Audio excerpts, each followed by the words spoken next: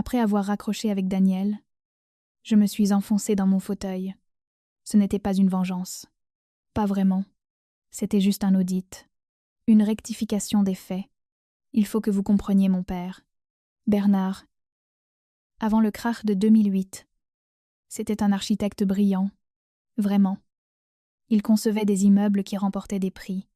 Il était fier. Audacieux. Il voyait le monde en termes de structure et d'héritage. Le krach ne lui a pas seulement pris son cabinet et ses économies, il lui a pris son identité. Il l'a vidé de sa substance. Et pile au moment où il chutait, je prenais mon envol. Ma société, Auraïa, une petite start-up focalisée sur l'éthique et la sécurité des protocoles d'intelligence artificielle, décrochait son premier gros contrat. Alors qu'il faisait face à la saisie de ses biens, je sécurisais discrètement ma première levée de fonds. Je ne pouvais pas lui dire. Comment aurais-je pu? Comment annoncer à un homme qui vient de tout perdre que sa fille, celle pour qui il s'inquiétait toujours, rencontrer un succès fulgurant? Cela aurait été l'humiliation ultime. Alors, j'ai arrangé les choses en secret. J'ai utilisé une série de sociétés écrans et d'intermédiaires pour solder l'hypothèque de leur maison. J'ai financé l'intégralité des études de droit de mon frère Thomas à Assas, en faisant transiter l'argent par la fiducie familiale pour que cela ressemble à un héritage. Et surtout, j'ai renfloué ce fonds familial. J'y ai injecté plus de 20 millions d'euros sur 5 ans, laissant mon père croire qu'il était ce génie de l'investissement qui avait réussi à remonter la pente à la force du poignet. Je l'ai laissé me faire la leçon sur les plans d'épargne retraite. Je l'ai écouté donner des conseils financiers au repas de Noël. Tout ça basé sur des mouvements de marché brillants qui n'étaient, en réalité, que mes virements trimestriels. Je l'ai fait parce que je voulais. Je voulais qu'il soit à nouveau entier. Je voulais qu'il retrouve sa fierté. Mais garder ce secret, c'était d'une solitude écrasante. C'est un piège psychologique. On appelle ça le syndrome de l'enfant Atlas. Tu es celui dans la famille qui est fort. Celui qui peut encaisser.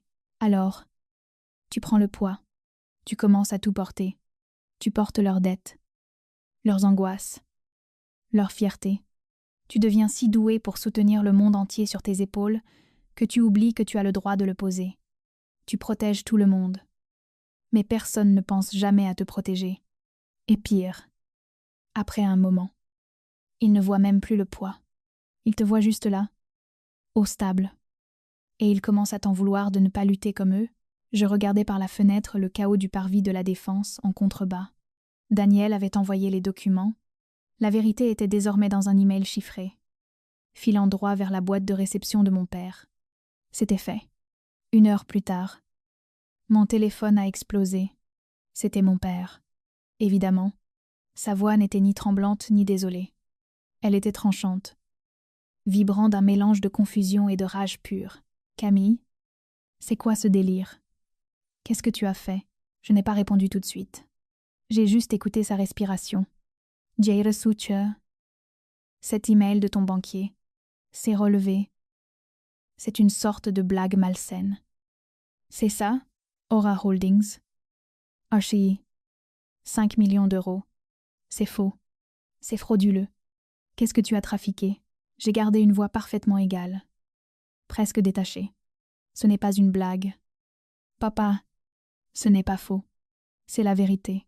C'est la vérité depuis 5 ans. La ligne est devenue silencieuse. Mais je pouvais entendre un son étouffé, comme s'il avait couvert le micro. Puis la voix de ma mère, stridente et paniquée, a jailli du téléphone. « Camille Mercier, qu'est-ce qui ne va pas chez toi? Ton père est livide. Il est complètement dévasté. Comment as-tu pu lui faire ça? Tu l'as embarrassé. Te l'as humilié. Embarrassé. Pas menti. Pas trompé. Je l'avais foi embarrassé, en révélant que toute l'histoire de son grand retour n'était qu'une fiction que j'avais écrite et payée. Tu dois appeler cette banque tout de suite. Ordonna-t-elle. Tu dois leur dire qu'il y a eu une terrible erreur. Tu répares ça, Camille. Tu m'entends? Tu répares ce que tu as cassé? Il n'y a pas d'erreur. Maman, j'ai dit ça d'une voix aussi froide que la vitre contre laquelle je m'appuyais. Ce sont les vrais chiffres. C'est mon argent. Ça a toujours été mon argent. J'ai entendu le téléphone bouger, et mon père était de retour. Sa voix n'était plus seulement en colère. Elle rugissait. La vérité?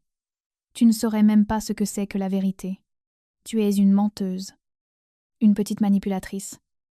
Irrespectueuse. Ingrate. J'ai entendu ce mot. Astérisque. Ingrate astérisque. Et j'ai raccroché. Je n'ai pas jeté mon téléphone. Je n'ai pas pleuré. Je n'ai même pas senti mon rythme cardiaque accélérer. Je suis restée là, respirant calmement, alors que le silence de mon bureau à 75 000 € par mois s'installait autour de moi. Ce n'était plus un drame familial. Sa fierté blessée et désaxée était maintenant une menace directe. Ma société, Aura IA, était dans sa période critique de pré-introduction en bourse. Nous courtisions les assureurs. Nous étions audités sous tous les angles imaginables. La dernière chose dont j'avais besoin, c'était mon père. Delirant. Furieux.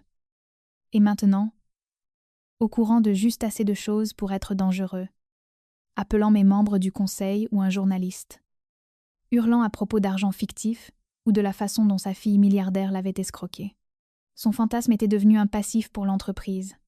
Mon fantasme de pouvoir les protéger eux, et ma société en même temps, était terminé. Le pare-feu familial avait sauté. Il était temps de construire le pare-feu professionnel. J'ai repris mon téléphone. Je n'ai pas rappelé ma mère. Je n'ai pas envoyé de SMS à mon frère. J'ai composé le numéro de Sophie Dubois. C'est l'une des meilleures avocates en protection de patrimoine de Paris.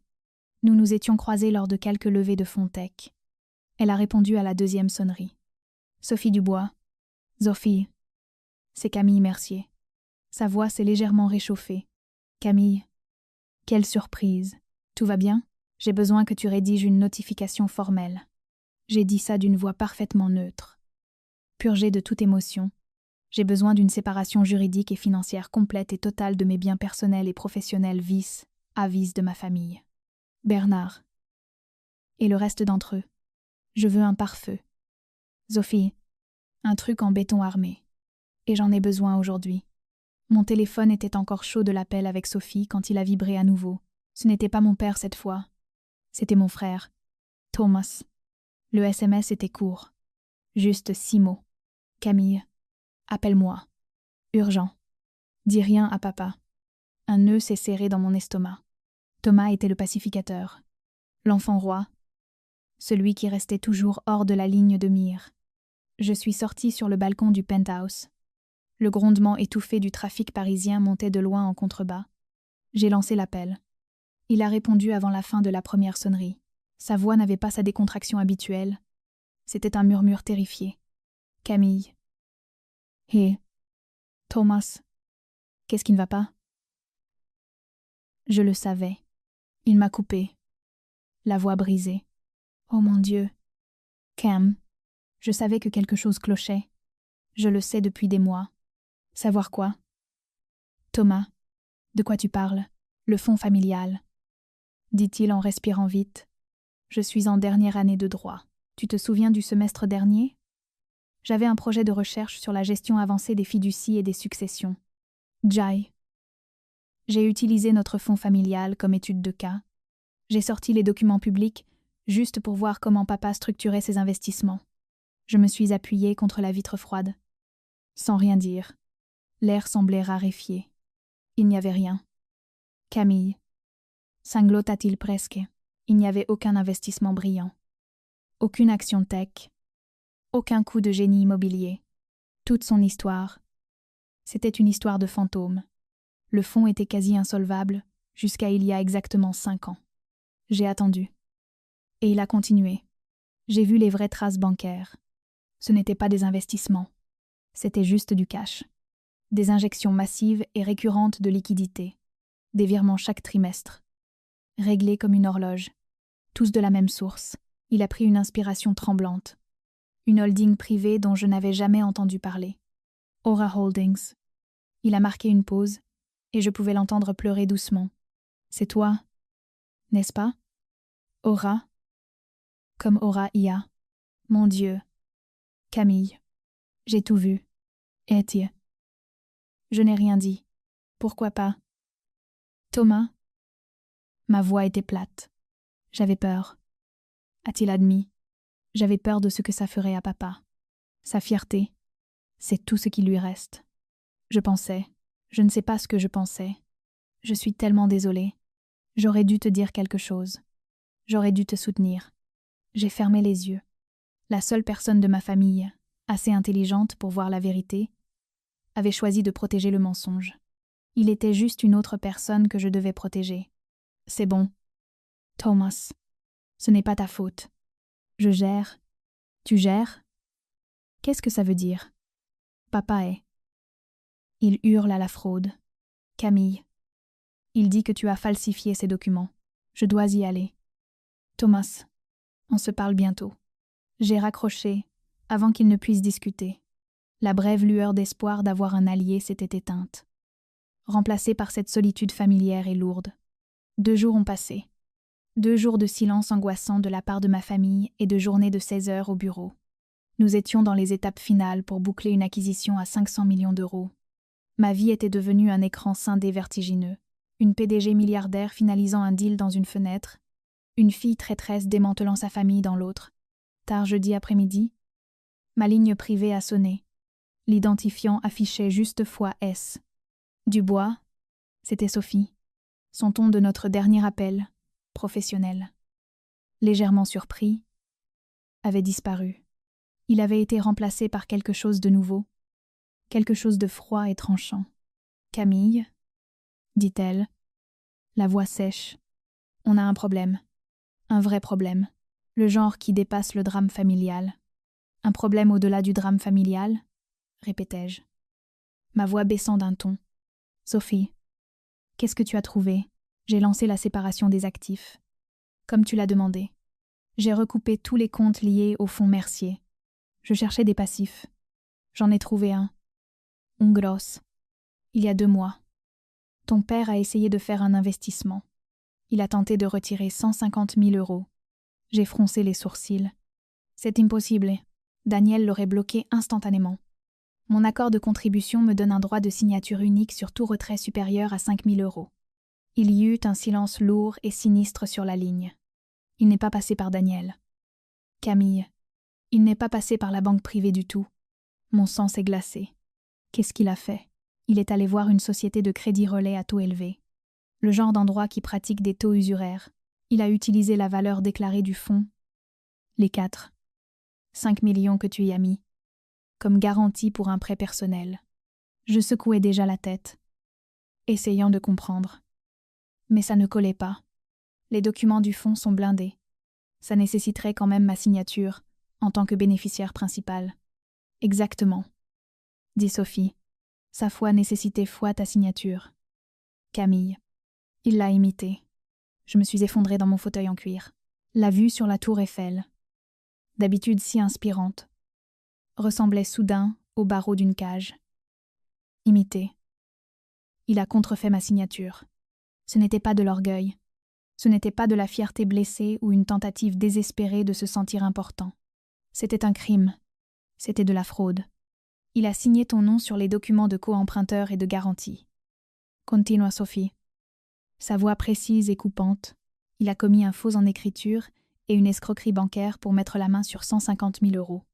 Le prêt. Chuchotai-je. L'affaire immobilière en or dont il m'a parlé par SMS. C'était une arnaque totale. D'après ce que je vois, confirma Sophie. L'entité à qui il a viré l'argent s'est volatilisée 1 semaine plus tard. L'argent est parti. Camille, je fixais mon bureau. Les papiers de l'acquisition valant plus d'1 demi-milliard d'euros, et mon père avait commis un crime pour 150 briques. Alors, qu'est-ce qui se passe maintenant? Demanda-je. Ma voix était vide. C'est déjà en train de se passer, dit Sophie. Quand la société de crédit n'a pas reçu son premier paiement d'intérêt, ils ont lancé le recouvrement. Ils ont contacté la banque, le bureau de Daniel, pour saisir la garantie. Daniel, bien sûr, a signalé l'anomalie et me l'a envoyé. Je les ai immédiatement informés que la garantie était invalide et que la signature du co-emprunteur était un faux. Mon Dieu, ils ne sont pas contents. Leur garantie ne vaut rien. Leur prêt est en défaut.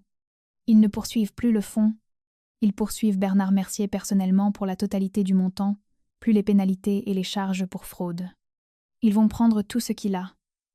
La maison, sa voiture, tout ce qui reste sur ses comptes personnels. Ils vont le rincer. Elle laissa la phrase flotter dans l'air. Il était ruiné. L'homme qui venait de me faire la leçon sur ma carrière freelance précaire, qui s'était vanté du filet de sécurité financier qu'il avait construit, était sur le point d'être détruit par sa propre cupidité et une signature falsifiée. « Camille ?» demanda Sophie doucement. « Qu'est-ce que tu veux faire ?» J'ai regardé le SMS de mon père, toujours affiché sur l'écran verrouillé de mon téléphone. « Laisse-les faire. » dis-je. « Il faut qu'ils comprennent. C'est sa responsabilité. Pas la mienne. » La destruction juridique et financière de mon père fut plus rapide que je n'aurais pu l'imaginer. La société de crédit, armée d'une plainte pour fraude, fut impitoyable. Ils ont lancé la saisie de la maison, pris sa voiture et gelé ses comptes personnels. Ils étaient ruinés. Et puis ils ont débarqué à mon bureau. Pas seulement mon père, mais ma mère aussi. Ils n'avaient pas de rendez-vous. Ils avaient réussi à convaincre la sécurité à l'accueil que c'était une urgence familiale vitale. Mon assistante, Émilie, m'a appelée. Sa voix était serrée par la panique. « Camille, tes parents sont là. Ils ont l'air très bouleversés. Fais-les monter. » dis-je. La voix calme. Je les ai retrouvés dans le hall en marbre de l'étage de direction. Ils ne ressemblaient pas à mes parents. Bernard, l'architecte fier, était voûté et gris. Son costume était froissé. Les yeux de ma mère étaient rouges et gonflés. Dès qu'elle m'a vue, elle s'est précipitée, agrippant mon bras. « Camille, tu dois arrêter ça, » supplia-t-elle. « Ils prennent la maison. Tout, ton père. Elle a éclaté en sanglots. Mon père restait juste là, les yeux vides, fixant le sol. L'homme qui m'avait sermonné sur ma carrière précaire était totalement brisé. « Camille, » murmura-t-il, sa voix. « S'il te plaît, j'ai fait une erreur. S'il te plaît, fais-les arrêter. Ils t'écouteront. Dis-leur juste que tu vas payer. » Ma mère a levé les yeux. Son visage était un masque de confusion et de trahison. « Pourquoi ?» demanda-t-elle, la voix brisée. « Après tout ce qu'on a fait pour toi. Tout ce qu'on t'a donné. Pourquoi laisserais-tu cela arriver? Pourquoi garderais-tu tout ça?